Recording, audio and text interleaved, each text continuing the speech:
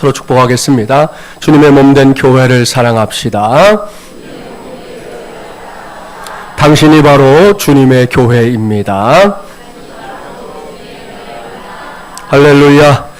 오늘부터 2주간만 지나면 사순절 이제 첫 번째 주일이 됩니다. 사순절이 우리를 위해, 아니 나를 위해 이 땅에 오시고 내 죄를 대신 짊어진 채 십자가 달려 죽으신 예수 그리스도의 고난에 동참하는 절기라는 거, 우리 마리온 예랑 가족들은 잘 알고 있을 겁니다. 이렇게 의미심장한 절기에 구원받은 우리 모두가 계속 광고하고 있지만 제14차 특세를 감당하는 건 마땅한 일이고요. 우리 자신을 믿음 안에서 훈련할 수 있는 좋은 기회다, 그렇게 생각합니다. 그런 의미에서 2018년도 사순절 절기를 앞두고 오늘부터 제가 여러분에게 전하려고 하는 말씀의 주제는 기도의 위대함, 응답의 놀라움이라는 주제입니다. 오늘은 첫 시간인데요. 오늘은 기도는 이루어진다 라는 제목으로 하나님의 말씀을 전하도록 하겠습니다.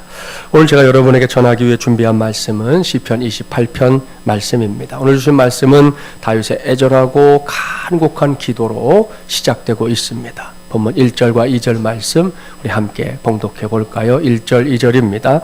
여호와여, 내가 주께 부르짖으오니 나의 반석이여, 내게 귀를 막지 마소서. 주께서 내게 잠잠하시면 내가 무덤에 내려가는 자와 같을까 하나이다. 내가 주의 지성소를 향하여 나의 손을 들고 주께 부르짖을 때에 나의 간구하는 소리를 들으소서. 아멘. 사랑하는 마리온 예랑 가족 여러분, 이 얼마나 간절한 기도입니까?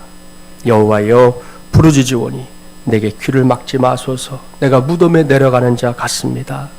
주께 부르짖을 때에 나의 소리를 들으소서. 이 단어 하나하나마다 다윗의 심정이 그대로 묻어납니다. 이런 다윗의 심정을 한마디로 요약한다면 그것은 주님만 바라보나이다 입니다. 뭔가 다른 가능성, 뭔가 다른 여지를 남겨주지 않고 있는 기도이기 때문입니다. 저는 이것이 기도의 사람 다윗의 가장 탁월한 장점이다, 그렇게 생각합니다. 아울러 이것은 사람의 본분이기도 합니다. 신약 성경의 언어인 헬라어로 이 사람을 안드로포스다, 그렇게 부르는데요. 그 뜻이 매우 의미심장합니다. 안드로포스가 뭐냐? 위를 바라보는 존재, 그런 뜻이에요.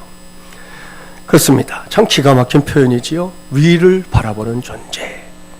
인간의 진짜 인간됨은 위를 바라보는 소망, 그 소망을 가지는 데 있다는 것이고요. 진정한 소망은 오직 예수 그리스도를 바라봄에 있는 줄 믿습니다. 더욱이 이 시대를 그리스도인으로 살아가고 있는 우리 모두는 예수 그리스도의 부활을 나의 부활로 믿고 확신하며 살아가는 그런 존재들 아닙니까? 오랜만에 한번 서로 축복해 볼까요? 아까 그 짝꿍에게 축복해 주세요. 예수 부활, 당신의 부활입니다. 할렐루야. 사랑하는 여러분, 부활의 소망, 이것이야말로 우리가 어떠한 상황에 처할지라도 다른 그 무엇이 아닌 오로지 위를 바라볼 수밖에 없는 궁극적인 이유입니다. 옳습니다. 꼭 기억하십시오. 사람은 사람의 본분대로 살기를 힘써야 합니다. 그것은 위를 바라보며 사는 것, 다윗처럼 주님만 바라보며 사는 것인 줄 믿습니다. 이것이 사람의 본분임에도 불구하고, 그러나 그 소망을 또 늘 견고하게 붙잡고 사는 게 쉽지 않지요. 그래서 놓칠 때가 있습니다. 그럴 때가 많습니다. 사람이 사람의 본분을 놓쳐버린 상태, 이것을 절망, 이렇게 부르는데요. 일찍이 신학자요 또 철학자였던 키에르케고르는 절망에게 매우 의미심장한 별명을 하나 붙여줬습니다. 그는 절망을 가리켜 죽음에 이르는 병이다, 그렇게 불렀습니다. 이게 도대체 무슨 뜻일까요? 요한복음 11장에 기록되어 있는 죽은 나사로가 살아났던 사건 다 아시죠? 키에르케고르는 나사로의 무덤에서 벌어졌던 일들을 쭉 언급하면서 그때 나사로를 죽게 만들었던 그 병, 그 질병은 궁극적으로 사람을 죽음에 이르게 하지는 못했다, 그렇게 주장합니다. 생각해 봅시다. 세상의 어떤 질병, 성경의 어떤 병이라고 정확히 나오지는 않으니까 잘 모르겠어요. 어떤 질병으로 세상을 떠난 나사로입니다. 하지만 그것으로 나사로의 인생이 끝이었느냐? 아니었습니다. 예수님께서 나사로가 살던 마을에 나타나셨지요. 그때는 나사로가 죽고 난 뒤였습니다. 심지어 나흘이나 됐고 무덤에 장사까지 지냈습니다. 그런데도 예수님께서는 한사코 나사로의 무덤으로 가셨습니다. 그곳에 가봐야 소용없다고 뜯어 말리는 사람들이 태반이었지만 주님은 그들의 만류를 다 뿌리치고 무덤으로 가셨습니다. 거기서 뭘 하셨습니까? 나사로야 나오너라 외치셨습니다. 그랬더니 어찌 됐습니까? 나사로가 무덤 문을 열고 살아서 나왔습니다. 할렐루야. 이 사건을 설명하면서 키에르케고르가 단호하게 말합니다. 나사로를 죽음으로 이끌었던 그런 정도의 병들은 예수 그리스도의 부활 사건을 통해 이제는 더 이상 사람들을 죽음으로 이끄는 병이 되지 못하게 되었다 말입니다. 그것을 말하는 거예요. 그런데도 이 세상에는 여전히 사람들을 죽음으로 이끄는 병이 남아있다는 거죠. 그것이 뭐라고요? 절망이라는 병입니다. 참으로 탁월한 지적입니다. 옳습니다. 누구든지 절망이라는 병이 들면 그 영혼과 육체 모두가 결국은 죽음에 이를 수밖에 없는 것이지요. 따라서 이 시대를 어떻게든 하나님의 자녀로 살아가려고 하는 저와 여러분만큼은 어떤 상황에서도 결코 이 병에만큼은 걸리지 말아야 할 줄 믿습니다. 이 스코틀랜드에 가난한 한 그리스도인 과부가 살았습니다. 그 부인 자녀들에게 줄 음식, 옷을 마련하는데 때마다 어려움을 겪었어요. 그러니 그녀는 어쨌든 그 어려운 상황들을 돌파해보려고 애를 썼는데 그 과정에서 그녀는 주님을 굳게 믿었고 또 자녀들이 하나님에 대한 확신을 갖도록 사랑으로 늘 가르쳤습니다. 그러다가 드디어 그녀의 돈주머니가 텅 비고 또 뒤주에 들어있던 밀가루가 뚝 떨어지는 날이 찾아왔습니다. 단지 한 줌의 밀가루만 통에 남아 있었어요. 어머니는 배고픈 어린 것들에게 빵을 만들어 주려고 한 줌의 밀가루가 남아있는 통 밑바닥까지 닥닥 긁어 모았습니다. 밀가루 통 속에 허리를 구부렸을 때 그녀의 믿음이 흔들리기 시작했어요. 더 이상 눈물을 참을 수가 없었습니다. 작은 아들 로비가 엄마의 우는 소리를 듣고는 엄마의 치맛자락을 잡아당기기 시작하자 엄마는 머리를 들고는 자기를 이렇게 의심 어린 눈으로 쳐다보는 아들을 쳐다봤습니다. 그때 아들이 스코틀랜드 사투리로 어머니에게 이렇게 물었다는 거예요. 엄마, 왜 우세요? 하나님께서 어머니가 통 밑바닥을 긁어 모으는 소리를 못 들으실까 봐 우시는 거예요? 엄마 왜 우세요? 그랬다는 거죠. 참 멋지고 똑똑한, 의젓한 그런 믿음을 가진 녀석이에요. 바로 그 순간이었습니다. 이 부인의 흐려져 가던 믿음이 언제 그랬냐는 듯이 되살아나게 됐다는 겁니다. 사랑하는 마음을 자란 가족 여러분, 여전히 어렵다, 힘들다라는 말을 반복하면서 살아가고 있는 우리 모두는 이 어린아이에게서 한 수 꼭 배워야 합니다. 사실, 솔직하게 말해서 어린아이들의 믿음이 저와 여러분 같은 어른들의 믿음보다 더 훌륭할 때가 많습니다. 엄마는 절망하려고 했지만 아들은 절망하지 않았어요. 무엇 때문입니까? 엄마는 하나님을 믿노라 하면서도 이런저런 가능성과 상황들, 앞으로 다가올 일 등등을 생각하느라 생각이 흔히 말하잖아요. 천갈래, 만갈래로 나뉘고 말았습니다. 하지만 아들은 그냥 하나님을 바라보았습니다. 오직 위만 바라봤다는 말씀이에요. 그랬더니 어린 아들의 마음에 아직도 절망하기에는 이르구나 하는 깨달음이 찾아온 거라는 거죠. 믿음 안에서는 이러한 일들 얼마든지 찾아낼 수 있어요. 제2차 세계대전 때 한 유대인 랍비가 아들과 함께 집단 수용소, 나치가 운영하는 집단 수용소에 갇히게 됐어요. 1944년 추운 겨울 어느 날 아버지가 아들을 데리고 수용소 건물 한 구석으로 갔습니다. 아버지는 아주 어렵게 구한 이 버터 한 조각을 진흙으로 만든 주발에 넣고는 거기에 심지를 꽂은 뒤에 불을 붙였습니다. 촛불을 구할 수가 없어서 버터 불을 킨 거예요. 아버지가 아들에게 말합니다. 사람은 밥을 먹지 않아도 3주간은 살 수 있다. 물을 마시지 않고도 3일을 버틸 수 있다. 그러나 소망이 없으면 단 하루도 살 수 없단다. 아들아, 어둠을 밝히는 이 불이 우리에게는 소망이다. 우리는 살아계신 여호와에 대한 그 소망을 절대로 놓치지 말고 그 소망을 붙잡고 여기서 살아야 한다. 아버지의 말에 아들이 고개를 끄덕였습니다. 그렇게 하나님을 소망으로 붙잡았던 부자는 죽음의 수용소에서 살아남을 수 있었습니다. 이 아버지의 믿음 역시 오늘 본문에서 만나는 다윗이 가졌던 믿음과 다르지 않습니다. 아버지는 아들에게 어떤 상황에서도 하나님을 바라보는 소망을 큰 선물로 안겨주었던 것이고요. 그 소망은 결국 지옥과도 같았던 수용소에서 살아남을 수 있는 큰 힘이 됐습니다. 본문을 보십시오. 여러 가지로 곤란한 상황 속에 놓인 다윗에게도 하나님만이 방법이었습니다. 하나님만이 다윗의 피난처였고요. 하나님만이 그의 소망이었습니다. 그래서 다윗이 기도하고 있는 겁니다. 여호와여 부르짖으오니 내게 귀를 막지 마소서. 내가 무덤을 내려가는 자 같습니다. 주께 부르짖을 때에 나의 소리를 들어 주옵소서. 오늘 본문 3절과 4절은 다윗이 이렇게 기도할 수밖에 없었던 그의 형편을 들여다보게 해줍니다. 3절 4절 함께 봉독해 볼까요? 악인과 악을 행하는 자들과 함께 나를 끌어내지 마옵소서. 그들은 그 이웃에게 화평을 말하나 그들의 마음에는 악독이 있나이다. 그들이 하는 일과 그들의 행위가 악한 대로 갚으시며 그들의 손이 지은 대로 그들에게 갚아 그 마땅히 받을 것으로 그들에게 갚으소서. 여기에 언급된 악인들로 인해 고통을 겪고 있는 다윗의 처지 어떤 걸까요? 성경학자들이 말하는 건 아들인 압살롬의 반역 때문에 다윗이 도망자의 신세가 되었을 때라는 겁니다. 그렇다면 이것이 얼마나 충격적인 사건이었을지 짐작할 수 있지 않습니까? 다윗이 지금 다른 대적 때문이 아니고 사랑하는 아들의 반란 때문에 갖은 고난과 모욕을 당하고 있다는 거예요. 평생을 전쟁터에서 지내면서 갖은 고초 다 겪었던 다윗으로서는 인생 말년에 이룩한 이 평화와 안정이 다른 이도 아니고 자식 더군다나 압살롬은 다윗이 얼마나 사랑했는데, 여러 아들들이 있었지만 끔찍하게 사랑했잖아요. 그 자식의 반역으로 상실되었다는 게 큰 충격이었을 겁니다.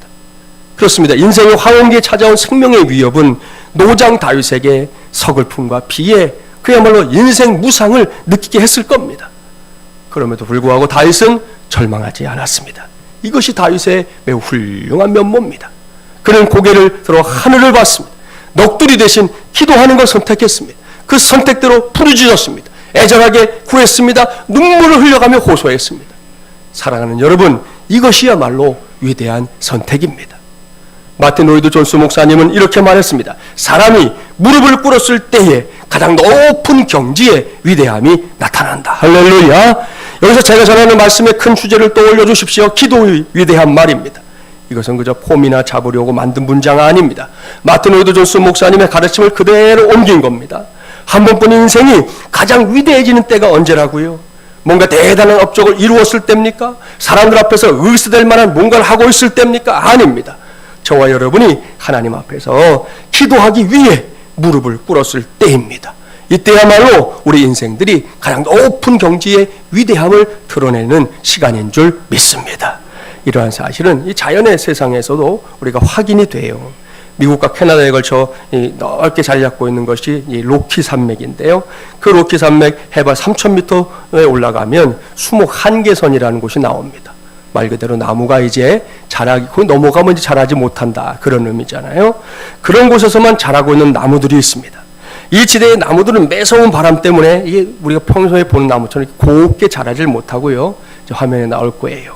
저렇게 하나같이 마치 무릎을 꿇고 있는 모습을 하고 있습니다. 그래서 일명 무릎 꿇는 나무, 그렇게 불립니다.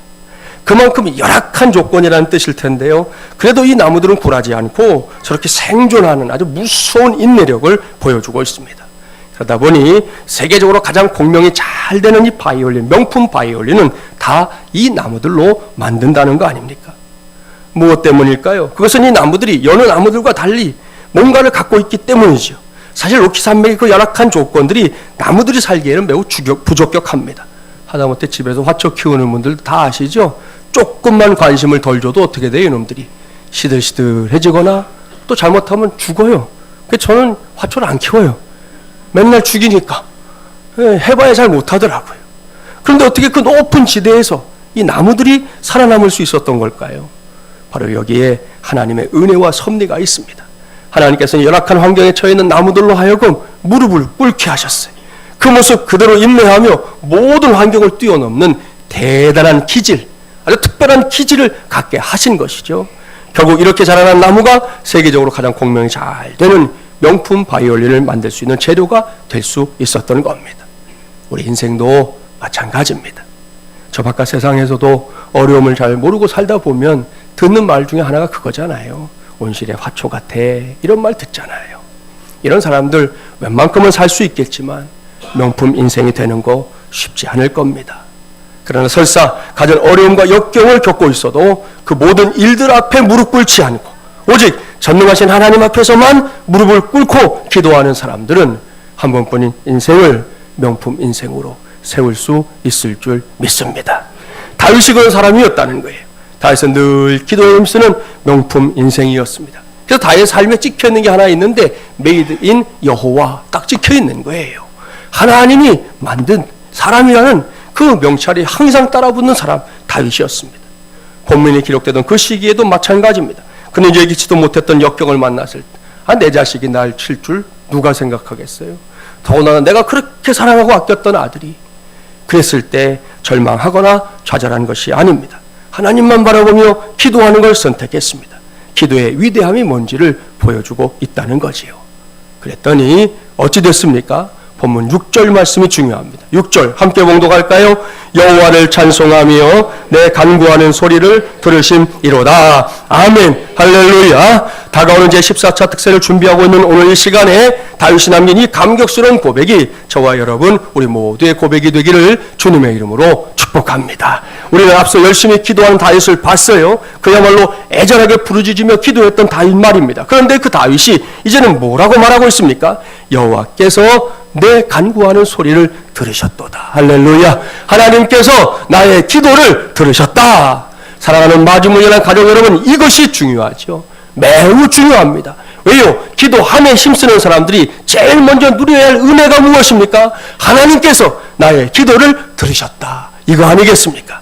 하나님께서 들으시면 어찌하실까요? 가만히 있을까요? 성가시다고 귀찮다고 여기실까요? 아닙니다. 우리가 믿는 하나님, 그런 하나님 아니에요. 만일 그런 하나님이라면 우리 모두가 특세를 하겠다고 요란스럽게 새벽 깨우며 굳이 이 자리까지 나올 이유가 없습니다. 하나님은 결코 시시한 하나님이 아닙니다. 하나님께서 우리의 기도를 들으시면 반드시 행동하는 하나님입니다. 그 기도에 반응하기 위해, 그 간구에 응답해 주기 위해 팔을 걷어붙이고 본격적으로 나서 주신다는 말씀이에요.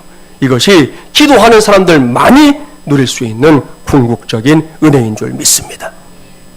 지난 2002년 7월 말에 미국의 펜실베니아주 이 서머셋 근방의 퀘크릭이라는 광산에서 일어났던 일입니다. 9명의 광부들이 수십 년 동안 스며든 빗물로 가득 찬 이 탄광으로 연결된 벽을 이렇게 뚫었어요.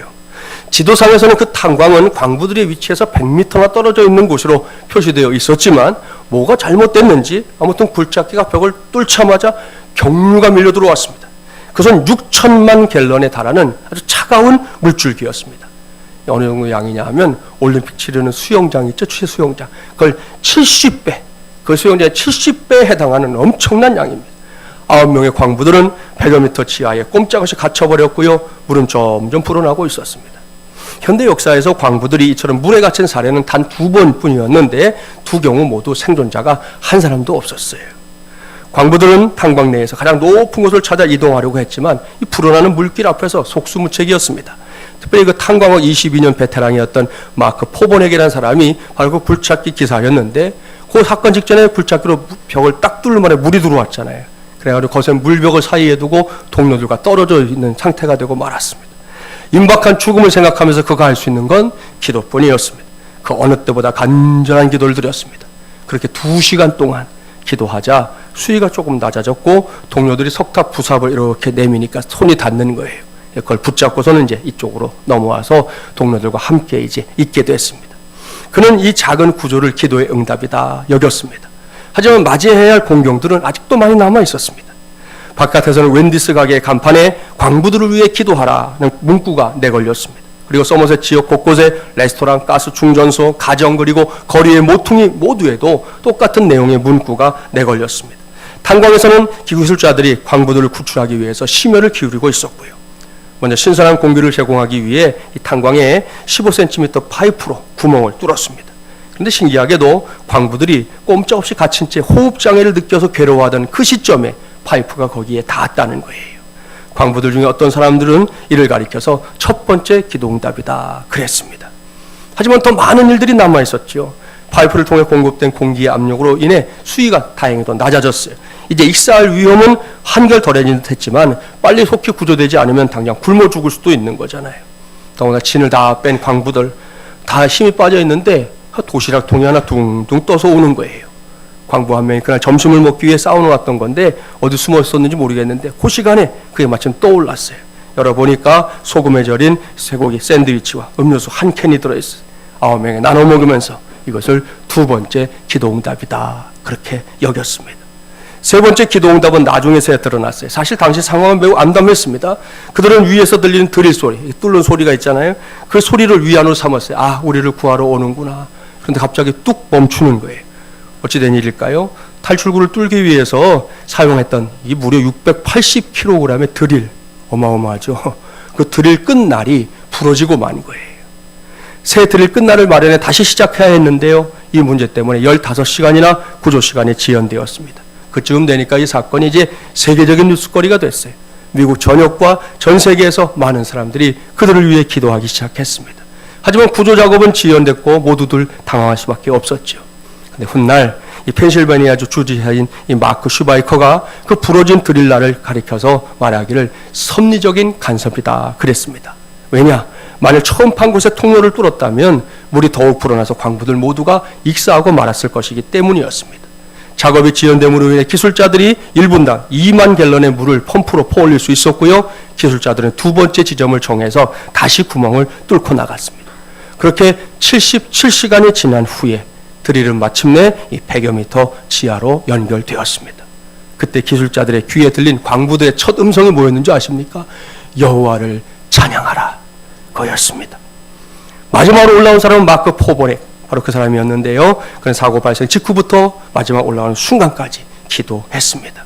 그 근방에 위치한 이 안드레아스 레스토랑 간판에는 주님 감사합니다 라는 문구가 걸렸고요. 멜스 레스토랑 사장님은 기도는 반드시 응답된다는 사실을 누군가가 강력하게 일깨워주고 있다는 느낌을 받았다 그렇게 인터뷰를 했습니다. 또한 서머셋 주민 중에 한 사람은 탄광의 지옥으로 변할 수도 있었지만 이적 또한 일어날 수 있다는 걸 우리는 보았다 그랬습니다.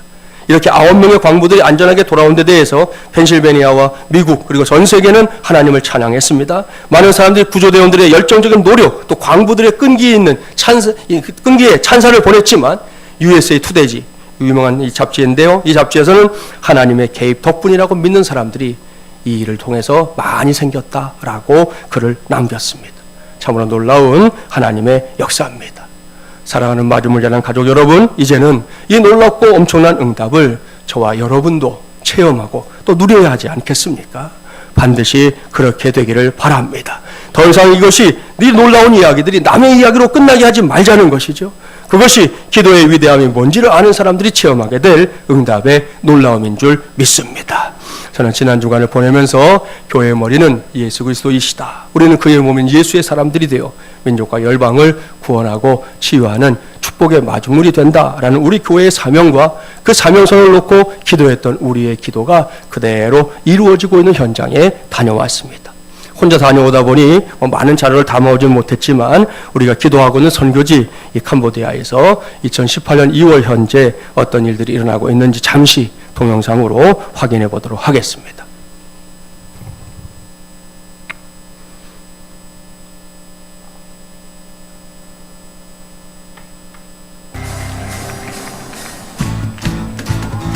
할렐루야! 푸른 나무로 꽃을 시드나 주님의 말씀은 영원합니다. 믿으십니까? 우리 목소리로 되어 주님을 찬양하며 영원하신 말씀을 주신 주님을 찬양합시다. 할렐루야! 할렐루야! 세차가 아니에요.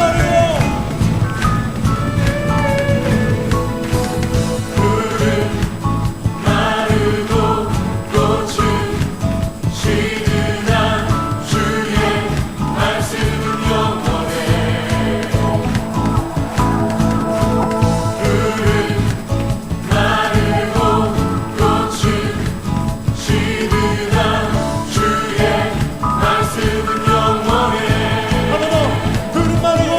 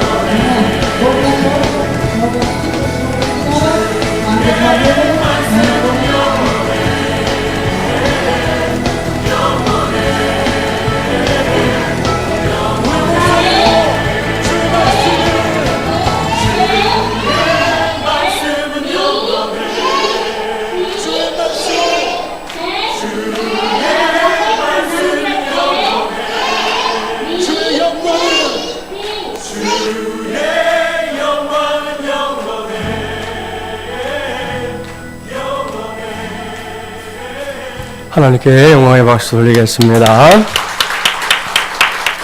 사랑하는 여러분, 얼마나 감격스러운 일입니까? 여러분이 알고 있는 대로 캄보디아에 세워진 순월평화교회는 고 황영순 집사님의 마지막 소원에 따라 세워진 주님의 몸된 교회입니다. 당시에 우리 교회는 개척 3년차를 달려가고 있었던 중이었어요. 지금도 그렇지만 당시에는 더더욱 부족함이 많았습니다. 그럼에도 불구하고 교회의 머리는 예수 그리스도이시다. 우리는 그의 몸인 예수의 사람들이 되어 민족과 열방을 구원하고 치유하는 축복의 통로가 된다라는 것이 우리 교회의 사명이었고요. 이 사명을 놓고 우리는 수시로 기도했습니다. 그런 와중에 황 집사님의 헌신으로 순월평화교회가 먼저 세워진 겁니다. 그런데 하나님의 계획은 그것이 끝이 아니었습니다. 짠다 전사님을 통해 그 땅에 있는 영혼들에게 복음을 전하게 하셨고, 그렇게 세월이 흘러가는 와중에 하나님께서 다른 일을 이번에 행하신 겁니다. 제가 이번에 정확하게 이름을 알았는데요. 해피아이 국제교육봉사단이라고 하는 이 단체가 있습니다. 이 단체는 어린이집 원장님들로만 구성된 선교단체입니다. 단장님은 이제 기장 측, 우리 한신대 쪽 기장 측이죠. 그쪽의 장로님이시고, 또 부단장님이 이제 우리 교단 장로님이시더라고요. 이 단체는 선교지에 어린이집을 지어주고 모든 운영을 현지인들에게 맡기고 그게 빠져나오는 그런 사역만 하는 단체입니다. 그동안 베트남과 미얀마에 어린이집을 지어줬었는데 지역을 바꿔서 캄보디아에서 사역을 하게 됐고요. 그런 과정을 거쳐 순월평화교회의 대지 위에 한 450평 그때 준비했기 때문에 땅이 여유가 있어요. 이번에 오니까 울타리도 쳤더라고요. 그 대지 위에 순월평화 어린이집을 짓게 된 겁니다. 이번에 지어진 어린이집의 특징은 특별히 또 부천시에 있는 어린이집 연합회가 또 있더라고요. 부천시 어린이집 연합회 원장님들이 건축비를 다 대가지고 저 건물을 짓게 된 것이었습니다. 저는 요즘 어린이집 사정들이 그다지 좋지 않다 하는 이야기를 많이 들었는데 어린이집 원장님들이 이렇게 대단한 열심을 내고 있다는 사실이 참 놀라웠습니다. 아무튼 저렇게 아름답고 귀한 어린이집이 순월평화교회와 지금 나란히 그 땅 위에 서 있습니다. 하나님께서 이 어린이집을 위해 일할 수 있는 일꾼도 보내주셨어요. 동영상에 나오는 여자 선생님이 원장님이 되어서 아이들을 가르칠 예정인데요. 이 선생님은 제가 이전부터 알고 있는 사람입니다. 매우 신실한 하나님의 일꾼입니다. 감사할 일이고요. 또한 하나님이 이 사역을 도울 수 있도록 본부교회 한 2시간 정도 떨어진 곳인데요. 그 본부교회에 다니고 있던 한 자매가 이번에 이 스누월 근처로 이사를 이제 가게 됐다는 거예요. 그래서 그 친구도 이 어린이집을 위해서 함께 통역을 하기로 이야기가 끝났다 하는 것도 알게 되었습니다. 아까 책상을 가득 채운 아이들 보셨죠? 이 친구들이 다 예수님 믿는 친구들 아닙니다. 앞에 보여드렸지만 그 성수라고 깔딱고개라는 고개가 있는데 거기에만 올라가면 사람들이 차를 다 세우고 거기에 그냥 흐르고 있는 물이 있어요. 수돗물 같은데 제가 볼 때는 그거 갖다가 떠다가 뿌리면서 애군을 물리친다고. 그걸로 세수도 하고 머리에도 붓고 몸에도 붓고 그렇게 한 사람들이, 그런 사람들 중에 이 아이들이 크는 거거든요. 아무튼 이 아이들 앞으로 어린이집을 통해서 또 순월평화교회를 통해서 한 친구 한 친구 예수님을 알게 되고 만나게 될 겁니다. 그렇게 자라난 이 친구들이 앞으로 캄보디아에서 어떤 인물이 될지 우리는 함부로 예단할 수가 없습니다. 동영상 중에 이 선물 나눔에 등장하는 키 큰 형제가 하나 있었죠. 예, 저 형제. 이 형제도 본부교회에서 성장한 친구입니다. 제가 어려서부터 봤어요. 예, 그 선교사님이 이제 데려다가 밥도 먹이고 재우고 학교도 다니게 하고 그리고 이제 또 성경도 공부 가르치고 이렇게 해서 성장한 친구인데 고맙게도 중공감사예배 일부러 왔더라고요. 이제는 제법 어른 티가 나서 물어봤더니 그동안 푸놈펜 대학에서 공부를 다 마치고 교사 자격증까지 땄다는 거예요. 그런 친구가 이제 다른 학교에서도 오라고 했지만 다 뿌리치고 아까 보여드렸던 오태근 선교사님이 지금 하고 있는 쯔렁사이 기독초등학교, 중학교 지금 올해가 중3까지 꽉 찼답니다. 고등학교 사역을 해야 되는데 여건이 안 돼서 이제 다른 학교로 아이들을 보낼 예정이라고 하는데요. 아무튼 그 학교에 교사가 되겠다고 자기 발로 찾아왔다는 거죠. 할렐루야. 사랑하는 마지막 예랑 가족 여러분, 이 모두가 이곳에서 때를 따라 기도했던 우리의 기도가 응답된 결과인 줄 믿습니다. 모든 영광을 우리 하나님께 돌립니다. 그리고 단호하게 말씀드립니다. 기도에 있어서 우리가 오늘도 아버지라고 부르고 섬기는 하나님께는 아무런 문제가 없어요. 언제나 어디서나 하나님께는 아무런 문제가 없습니다. 하나님께서는 늘 우리의 기도를 들을 준비가 되어 있는 분입니다. 옳습니다. 하나님은 늘 귀를 기울이고 있습니다. 하나님은 우리의 기도가 하나님 앞에 상달되는 것을 매우 좋아하십니다. 그 기도의 내용에 관계없이, 그 기도 제목의 경중과 관계없이, 때로는 매우 철부지 같은 기도라고 할지라도 하나님은 아주 세밀하게 귀를 기울여 주십니다. 들어주십니다. 옛날에도 그랬고 지금도 그렇고 앞으로도 그럴 것입니다. 확실히 믿습니다. 문제는 우리 편에 있습니다. 분명히 기도해야 하는데 누가 봐도 기도에 힘써야 할 사람인데 기도하지 않는 것이 문제지요.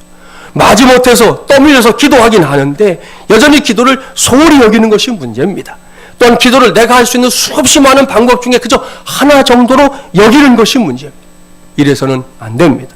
이것은 오늘 본문이 우리에게 말씀하는 기도 용사의 모습이 아닙니다. 사랑하는 마주물리람의 기도 용사 여러분, 곧 제14차 특세를 감당해야 하는 저와 여러분은 반드시 다윗과 같은 선택을 할 수 있는 기도의 용사들이 되기를 주님의 이름으로 축복합니다. 이를 위해 이번 특세에는 더욱 힘써 부르짖어 기도하십시오. 주님만 바라보며 기도하십시오. 온 마음을 다해 온 영혼을 다해 부르짖어 기도해 보십시오. 하나님께서 반드시 들으십니다. 나의 기도, 우리의 기도를 들으십니다. 하나님은 들으시면 반드시 움직이십니다. 우리가 드린 기도에 응답해 주기 위해서 반드시 움직이실 줄 믿습니다. 그래서 저는 이 시간에 확실하게 말씀드립니다. 기도는 이루어진다. 할렐루야. 여기서 유명한 이야기 하나 하는 것으로 말씀을 마무리하겠습니다. 이스라엘의 백인 수상이 미국의 레이건 대통령이 재임하던 시절에 초청을 받아서 미국에 갔습니다. 대통령 집무실에 들어가서 이렇게 살펴보니까 붉은색 전화기 한 대, 은색 전화기 한 대, 금색 전화기 한 대가 있어서 백인 수상이 물었습니다. 카카, 이 세 대의 전화기가 다 색깔이 다른데 무슨 특별한 뜻이 있습니까? 아, 있지요. 여기 붉은색 전화기는 지금은 러시아라고 지금 그땐 소련이었어요. 소련과 전화할 때 쓰는 거고요. 은색 전화기는 일반적인 전화 통화를 할 때 씁니다. 그리고 금색 전화기는 하나님과 대화할 때 쓰는 전화기입니다. 레이건 대통령의 대답에 백인 수상이 신기하다는 듯이 다시 물었습니다. 아, 그래요? 하나님과 통화하시려면 전화비가 많이 나오겠네요. 그랬어요. 그래서 레이건 대통령이 아, 그렇죠. 한 통화에 1만 달러 정도는 될 겁니다. 1만 달러면 1,000만 원이 넘어요. 예, 그렇게 대답을 했어요. 얼마 후에 이번에는 백인 수상이 레이건 대통령을 이스라엘로 초청했습니다. 백인 수상의 집무실에 가보니까 똑같이 다른 색깔이 다른 세대의 전화기가 있어서 레이건이 또 물었죠. 근데 백인 수상도 붉은색은 공산국가와 통화할 때 쓰는 거다. 은색은 우방이나 업무 관계로 통화할 때 쓴다. 금색 전화기는 하나님과 통화할 때 쓴다. 대답했어요. 그때 레이건 대통령이 지난번 일을 떠올리면서 그렇다면 여기서 하나님과 통화하려면 요금은 얼마나 냅니까? 물었어요. 백인 수상이 빙그레 웃으면서 대답합니다. 무료입니다. 무료라고요? 왜 그렇게 요금이 싸지요? 그때 백인 수상이 이렇게 대답했어요. 미국에서 하나님을 찾으려면 너무 장거리에 계시기 때문에 한 통화에 1만 달러씩 나오지만 이스라엘의 하나님은 가까운 곳에 계시기 때문에 이 전화는 군의 전화 요금이 적용됩니다. 군의 전화 요금 내고 쓰는 사람 봤습니까? 그렇게 말했다는 거죠. 사랑하는 여러분, 무슨 이야기인지 아시겠죠? 유명한 얘기예요. 물론 기도는 어디에서나 할 수 있습니다. 언제나 할 수 있습니다. 그래서 특세를 하자 그러면 뭐 꼭 그렇게까지 해야 합니까? 라고 반문하는 성도들도 있습니다. 그런데 여기서 우리 모두 솔직해 볼까요? 교회에 와서 기도할 때만큼 집중적으로 기도할 수 있는 곳이 세상에 또 있습니까? 예배당에 올라와서 기도할 때만큼 은혜에 푹 잠겨 기도할 수 있는 시간, 여러분의 24시간 중에 과연 언제입니까? 솔직히 대답해 보세요. 그런 장소, 그런 시간 있습니까? 없습니다. 솔직히 말하면 없습니다. 그런 의미에서 1만 달러씩 들여가며 기도하는 장소와 시간 찾아가지 말고 군의 전화만으로도 얼마든지 하나님과 통화할 수 있는 이 예배당을 저와 여러분 모두가 이번 사순절 기간 내내 나의 기도의 처소로, 우리의 기도의 처소로 삼을 수 있기를 바랍니다. 그래서 기도의 위대함은 물론이고요, 응답의 놀라움까지 더 이상 남의 이야기 아닌 나의 이야기, 내 것으로 체험하고 내 것으로 누리는 그런 하나님의 귀한 종들이 되기를 주님의 이름으로 간절히 축원합니다. 이제 이 시간에는 주보에 넣어드린 2018년 사순절에 올려드리는 마주물 예랑가족 공동 기도문을 함께 붙잡고 기도하려고 합니다. 이 시간만 아니라 여러분 시간 될 때마다 이 기도문을 함께 붙잡고 사순절 기간을 같이 보내면 하나님께서 꼭 우리 가운데 응답하실 줄 믿습니다. 함께 기도하겠습니다.